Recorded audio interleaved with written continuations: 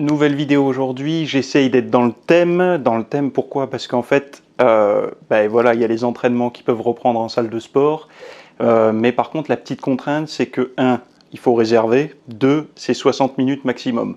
Donc je sais, il va y avoir des améliorations, etc. Mais pas mal de personnes, bon voilà, ils vont reprendre sous ces conditions-là. Et moi, ce que j'avais envie de proposer ici, c'est en fait d'éliminer les petites choses qui vont être faites au hasard. Je vous prends un exemple concret.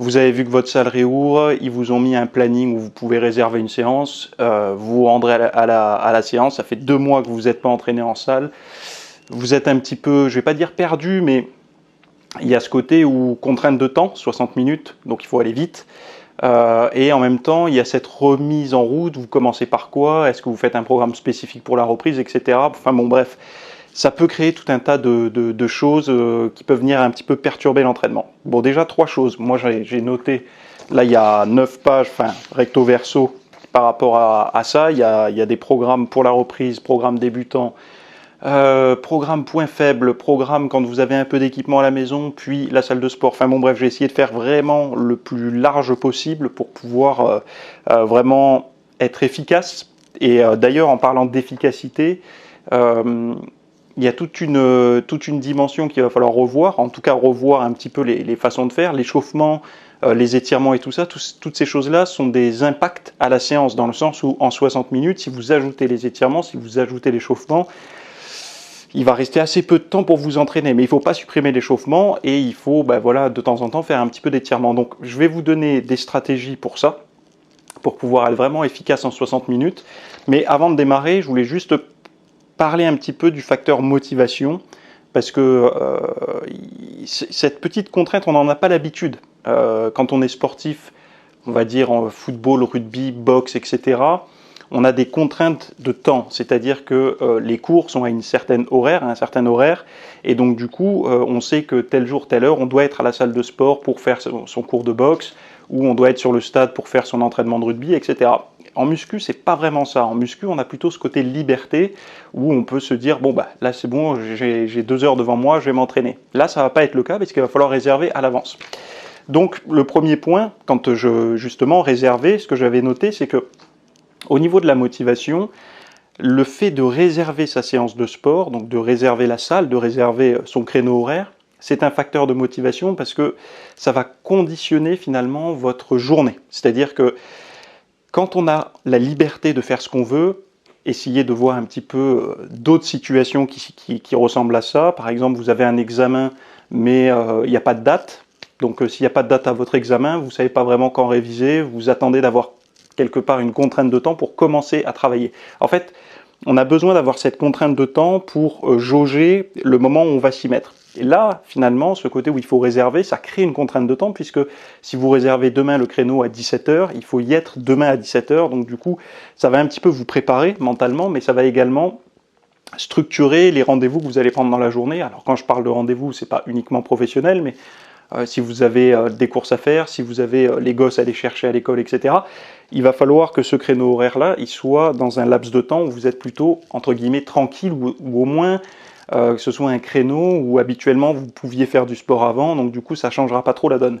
Mais le fait de planifier avant, ça change par rapport à ce que vous pouviez faire dans le passé, parce que quand vous allez réserver votre entraînement sur l'application ou sur le site internet de votre club de gym, ce qui va se passer, c'est que il faut vraiment avoir conscience de ça, et ça je pense que c'est un petit peu les bonnes manières, on va dire. Si vous réservez à 17h un créneau et puis qu'au dernier moment vous annulez, sachez une chose, c'est que vous avez pris un créneau, et donc du coup il y a un passionné comme vous qui n'a pas pu s'y rendre, et donc du coup voilà, vous n'avez pas honoré entre guillemets ce que vous aviez dit que vous feriez. Donc du coup, cette notion d'engagement, je pense que ça peut être un facteur motivant pour certaines personnes, et d'autres qui vont pas oser le faire parce qu'ils vont se dire je sais pas, donc du coup je réserve pas. Donc moi je pense que réserver est une bonne chose. Si les applications etc. vous le permettent de réserver peut-être même toutes vos séances de la semaine, ça serait vraiment bien. Et si c'est pas possible, de le faire, vous terminez votre séance du jour, vous réservez directement la séance du lendemain ou la prochaine séance que vous allez faire, de manière à avoir vraiment cette routine, cette planification. Et en tout cas, moi personnellement, je trouve que c'est plutôt une bonne chose, en attendant que ça soit un petit peu plus libre, mais je trouve que c'est une bonne chose d'avoir ce côté où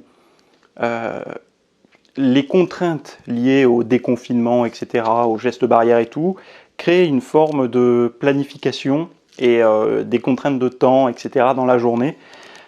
Moi, ce que j'avais marqué, c'était le fait de réserver, en fait, ça ancre, ça tamponne un engagement. Donc, vous signez un engagement avec vous-même et avec le club de sport, mais aussi avec toutes les personnes qui n'ont pas pu avoir ce créneau horaire-là, parce que le créneau, et ça y est, les places sont toutes prises, donc vous avez une place, ça crée une forme d'engagement, et ça vous crée aussi, comme j'ai marqué, planification pour vos rendez-vous de la semaine. Ça verrouille un créneau horaire dans votre agenda qui sera le vôtre pour vous entraîner. C'est-à-dire que vous ne pouvez plus vous laisser vous perturber par d'autres choses, parce que je prends un exemple plus concret, mais avant, vous disiez, ben non, je peux pas, là je vais à la salle de sport, les gens pouvaient vous dire, ouais non mais tu peux y aller à l'heure que tu veux. Alors que là, ils peuvent plus vous répondre ça, donc du coup, vous ne pouvez plus y aller à l'heure que vous voulez, vous avez réservé, il faut y aller.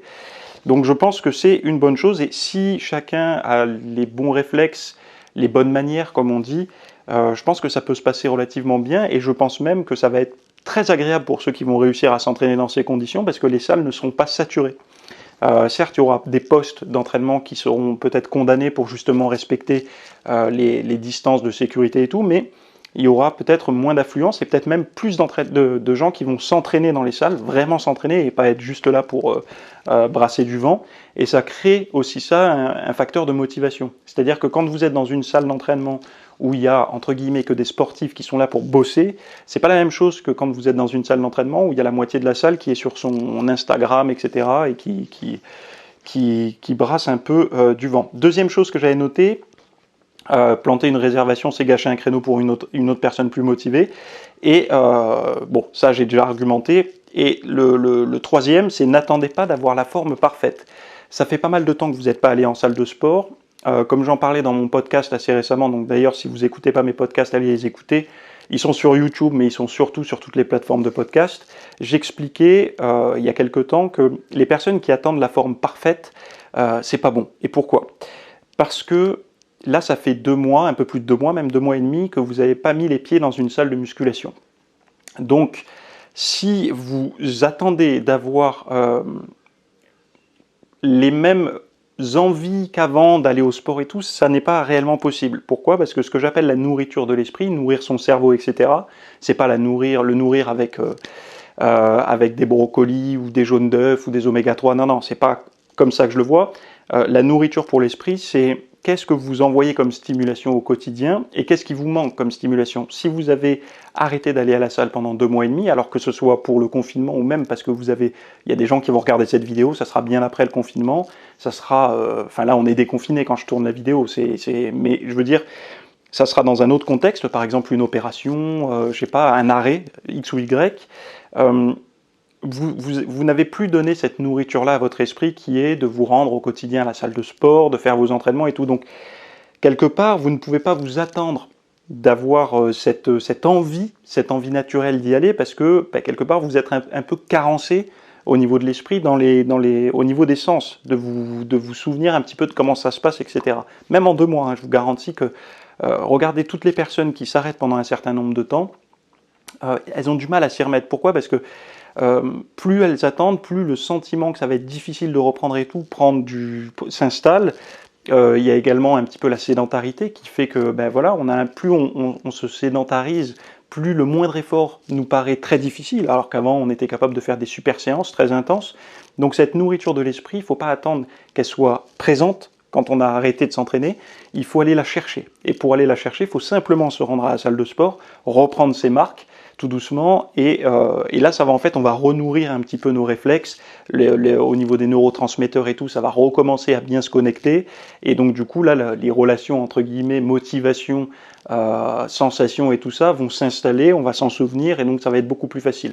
Moi, je pars du principe qu'il y a une mémoire à long terme au niveau de l'entraînement, c'est-à-dire que quand on s'est entraîné pendant des années, c'est beaucoup plus facile de revenir, de se remuscler, de récupérer son capital musculaire, mais par contre, au niveau motivation, le désir et le côté je me sens capable de le faire peut disparaître relativement vite. Et c'est là-dessus justement où il faut pas trop s'écouter y aller mécaniquement et faire le job. Donc c'est pour ça que j'expliquais, je disais en troisième point, ne pas attendre la forme parfaite.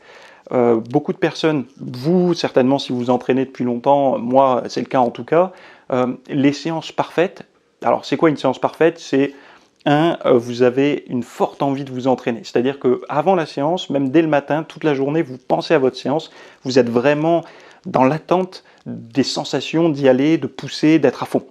Donc ça, c'est le premier point. Deuxième point, quand vous êtes à la séance, vous sentez que lors de votre échauffement, il n'y a rien qui craque, c'est fluide, vous sentez que vous allez avoir de la force, etc.